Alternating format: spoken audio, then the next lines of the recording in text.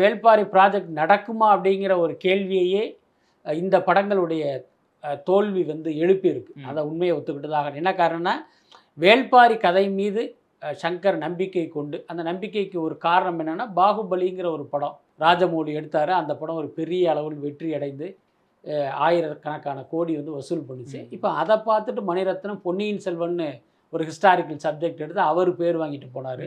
So அந்த மாதிரி நாம் ஒரு ஹிஸ்டாரிக்கல் சப்ஜெக்ட் எடுப்பதற்கு தோதான கதை வேள்பாரி அப்படின்னு சங்கர் முடிவு பண்ணி அதனுடைய ரைட்ஸையே அவர் வாங்கி வச்சிட்டார். பொதுவாக ஒரு கதையினுடைய ரைட்ஸை எப்போ வாங்குவாங்க அப்படின்னா, ஒரு தயாரிப்பாளர் கிடைத்து அந்த ப்ராஜெக்ட் எல்லாம் பேசி முடிக்கப்பட்ட பிறகு தான் அந்த கதையை இவங்க லாக் பண்ணுவாங்க.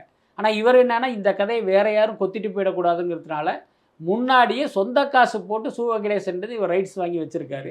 அதுக்கப்புறம் அவர் என்ன பிளான் பண்ணார்னா, இதை ஒரு 3 பார்ட்டாக எடுக்கிறது, 1000 கோடிக்கு மேலே இதுக்கு பட்ஜெட் ஆகும் அப்படின்லாம் பல தகவல்கள் இருக்குது.